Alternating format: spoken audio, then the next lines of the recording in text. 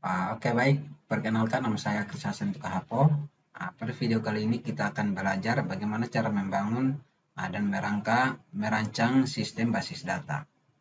Oke, pada pertemuan kali ini untuk mata kuliah yang berhubungan dengan website, kita akan membangun sebuah sistem informasi perpustakaan. Nah, studi kasus kita akan menggunakan membangun sistem informasi perpustakaan, contohnya di Stikom Yolindo Kupang. Ini perhatikan data atau informasi yang ada pada layar ini. Fitur-fitur yang nantinya kita akan membangun dalam sistem informasi perpustakaan ini adalah yang pertama ada login. Login ini dilakukan oleh semua aktor, yaitu aktor yang pertama adalah admin, yang kedua adalah pengunjung. Admin itu yang dimaksudkan adalah petugas yang di perpustakaan, sedangkan pengunjung itu terdiri dari dosen, karyawan, mahasiswa, masyarakat umum. Kemudian berikut adalah mengolah data profil. Semua data profil ini tujuannya adalah untuk memberikan informasi profil perpustakaan di Stikom Yolindo Kupang. Kemudian berikutnya adalah mengolah data admin. Ini mengolah data lemari, mengolah data rak.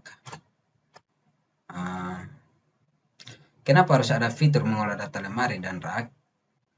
Kenapa perpustakaan itu karena perpustakaan itu sudah tentu ada lemari dan ada rak yang berfungsi untuk menyimpan buku-buku. Satu lemari memiliki banyak rak, kemudian ada tabel namanya penulis, ada penerbit, ada tabel jenis buku, ada tabel mengolah data buku. Ini berhubungan dengan tabel buku, karena satu buku pasti memiliki penulis, memiliki penerbit, dan digolongkan dalam jenis buku apa. Kemudian berikutnya adalah mengolah data pengunjung. Pengunjung yang nantinya akan berkunjung ke Stikom Yolindo Kupang. Kemudian berikutnya adalah mengolah data pinjam. Ada mengolah data detail. Sebenarnya sudah satu kesatuan, artinya satu kali transaksi pinjaman buku ada detail bukunya, ada banyak buku yang dipinjam. Untuk fitur login ini dapat diakses oleh admin dan pengunjung. Kemudian untuk mengolah data profil ini itu dapat diakses oleh admin dan pengunjung juga, dan admin bisa crouch artinya untuk menambah data baru, membaca, melihat, dan mengubah data, atau menghapus, mencari data. Nah, sementara pengunjung di sini hanya bisa melihat atau membaca data saja. Kemudian fitur untuk mengolah data admin ini hanya dapat diakses oleh admin sendiri. Yang ini pengunjung tidak. Admin sendiri yang bisa mengolahnya. Kemudian ada mengolah data lemari. Di sini juga admin saja yang bisa mengolahnya. Pengunjung tidak memiliki hak akses untuk mengolah data lemari, mengolah data rak juga, mengolah data penulis, mengolah data penerbit, mengolah data jenis buku.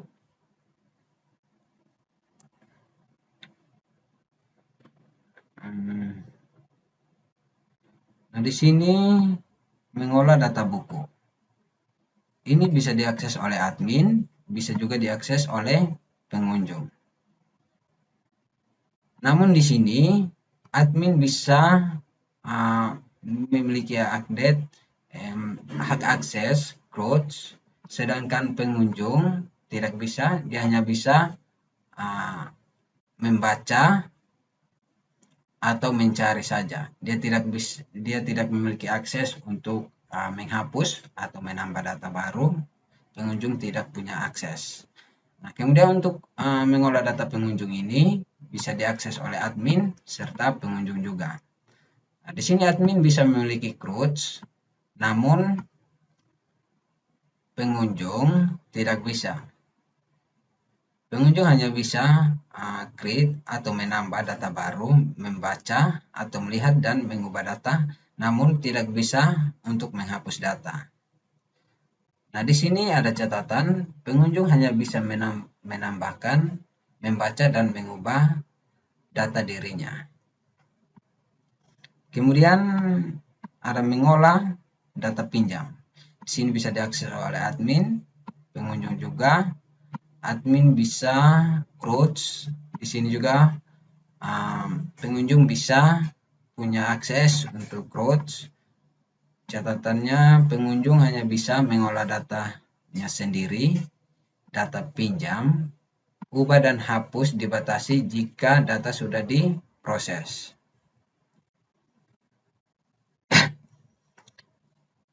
Maksudnya di sini, jika data sudah diproses atau sudah divalidasi, maka pengunjung sudah dibatasi untuk menghapus datanya yang sudah divalidasi. Nah, di sini berikutnya ada mengolah data detail pinjam. Admin memiliki hak akses, pengunjung juga. Nah, di sini juga admin mempunyai hak crouch, serta pengunjung bisa crouch juga. Pengunjung hanya bisa mengolah datanya sendiri, data pinjam, ubah dan hapus dibatasi jika data sudah diproses. Artinya, data sudah divalidasi oleh admin, maka data tersebut tidak lagi diubah dan dihapus jika sudah divalidasi. Oke, di sini ada keterangan fitur crouch, create, menambah data baru, read, membaca atau melihat data, update, mengubah data, delete, menghapus data, search, mencari data. Nah, di sini ada catatan, satu sistem ini tidak menangani transaksi keterlambatan pengembalian buku. Jumlah buku yang dikembalikan harus sama dengan jumlah buku yang dipinjam. Artinya, jika meminjam 10 buku, maka yang harus dikembalikan 10 juga. Ada dua aktor yang terlihat dalam sistem ini, yakni admin dan pengunjung. Admin dan pengunjung ini. Kategori pengunjung terdiri dari dosen, karyawan, mahasiswa, dan masyarakat.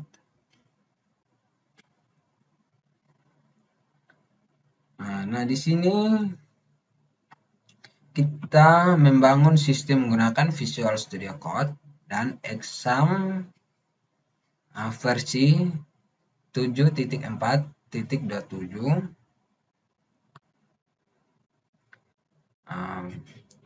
Di sini PHP sebenarnya sudah PHP yang terbaru versi 8. Namun kita belum menggunakan versi 8 karena beberapa hosting yang belum support, dia baru sampai di PHP versi 7, belum sampai di PHP versi 8. Oke, fungsi-fungsi produk ini dianalisis atau ditentukan berdasarkan permasalahan yang terjadi di perpustakaan Stikom Yelindo Kupang, yaitu tata letak buku itu tidak disimpan atau tidak diletakkan berdasarkan rak-rak yang sesuai.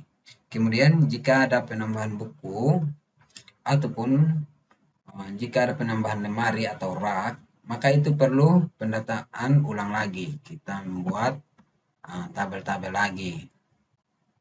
Kemudian untuk pengunjung, dari setiap pengunjung yang datang ke kampus dan mau melakukan pinjaman atau pengembalian buku, wajib pendataan dirinya terlebih dahulu. Kemudian mereka bisa melakukan pinjaman buku yang nantinya akan diproses oleh admin. Berdasarkan permasalahan ini, kurang lebih ada 10 tabel yang kita butuhkan. Ini ada 10, 1, ada tabel admin, tabel lemari, tabel buku, tabel penulis, tabel penerbit, tabel pengunjung, tabel pinjam, tabel detail, profil, dan jenis.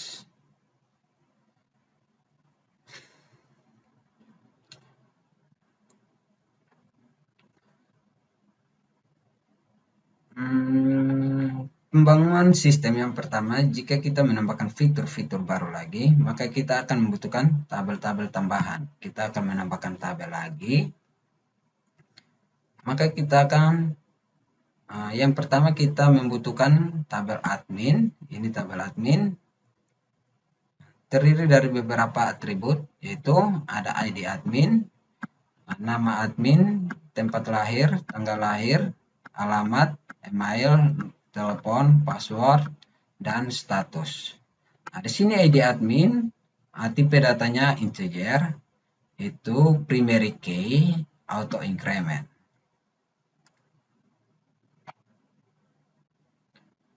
Kemudian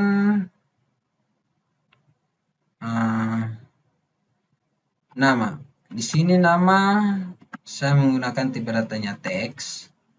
Kenapa kita menggunakan tipe data teks? Karena nama ini memiliki jumlah karakter yang tidak sama antara satu dengan yang lain. Sama halnya tempat lahir juga teks, tanggal lahir juga teks, alamat juga teks, telepon, email juga teks, telepon juga teks.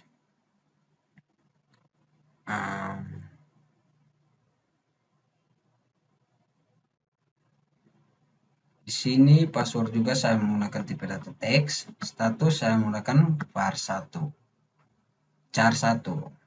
Maksudnya di sini saya char1-nya, jika status adminnya masih aktif, maka statusnya kita akan menginput 1.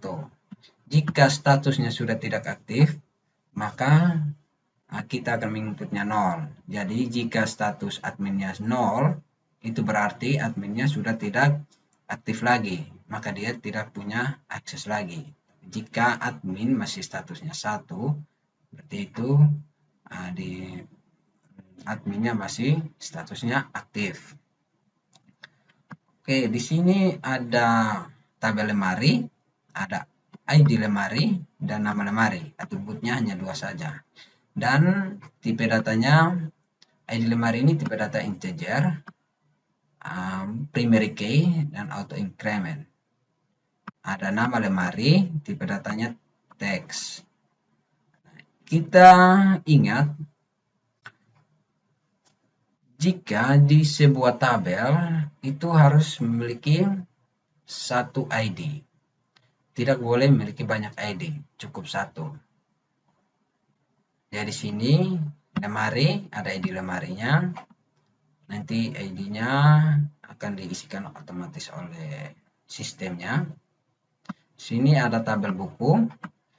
Di sini atributnya ada ID buku, judul buku, intisari, ID buku tipe datanya integer, primary key atau increment, judul tipe datanya teks, intisari tipe datanya teks, tahun terbit varchar 4, ISBN teks dan 0. Kenapa ISBN ini tipe datanya teks dan 0? Di sini tidak semua buku ISBN memiliki ISBN. Jadi ini bisa di 0, ini bisa dikosongkan, bisa diisi atau tidak.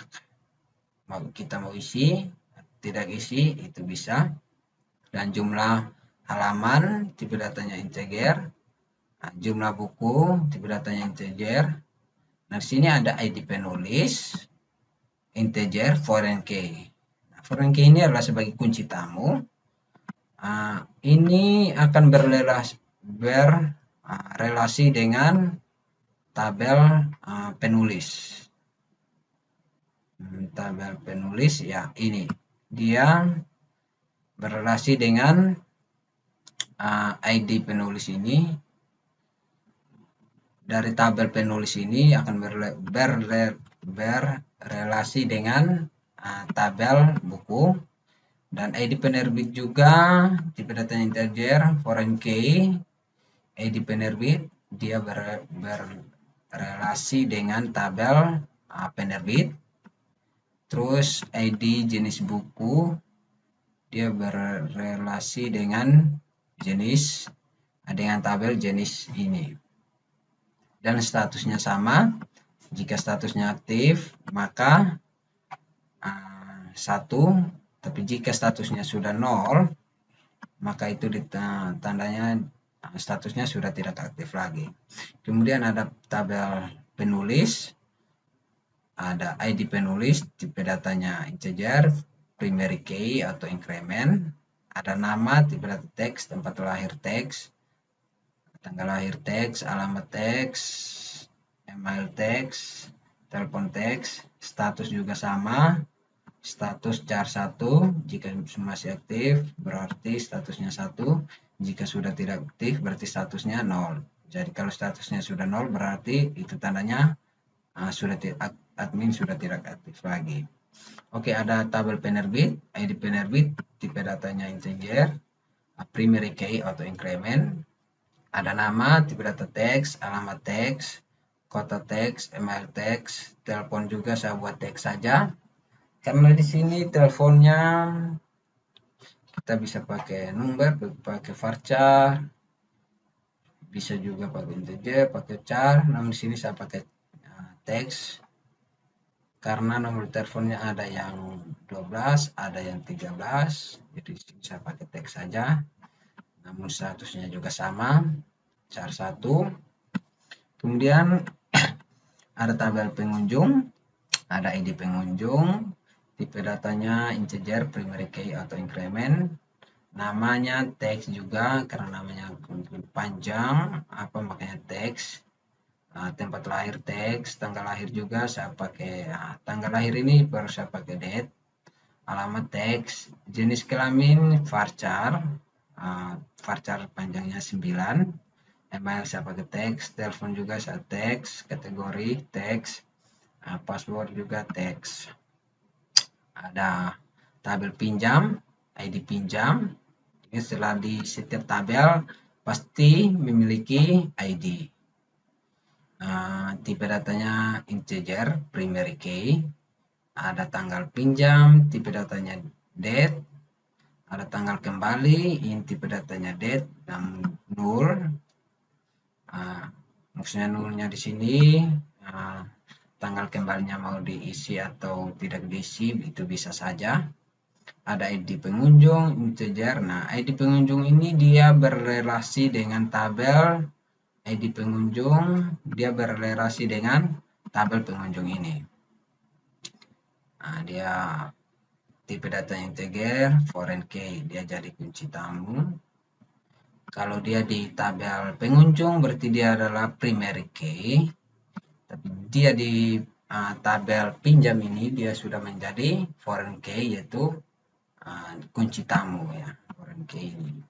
Statusnya char 1, statusnya kalau 1 berarti aktif, kalau 0 berarti tidak aktif.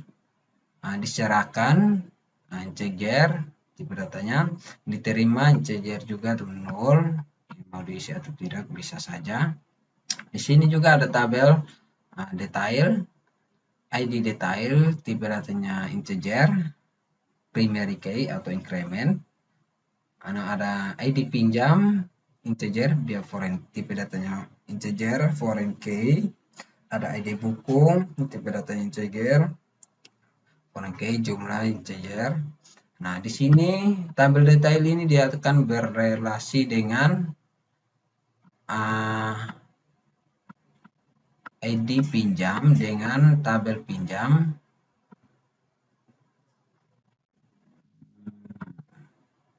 Ya, dengan tabel pinjam ini dia akan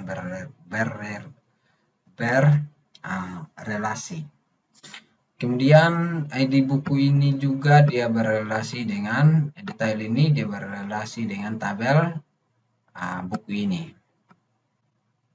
Kemudian ada profil, ada tabel profil, ID profil, tipe datanya integer, primary key atau increment, ada nama perpustakaan, tipe data teks, alamat teks, email, tipe datanya teks, telepon, tipe data teks, URL, tipe datanya teks, deskripsi juga tipe datanya teks, kepala perpustakaan, tipe datanya teks. Ini ada tabel jenis, ada ID jenis buku, tipe datanya integer, primary key atau increment, dan nama tipe datanya teks. Nah, sistem ini, informasi perpustakaan yang akan kita bangun dalam semester ini di dalam mata kuliah desain website. Kita membutuhkan ini nanti. Oke, sampai sini. Sekian dan terima kasih.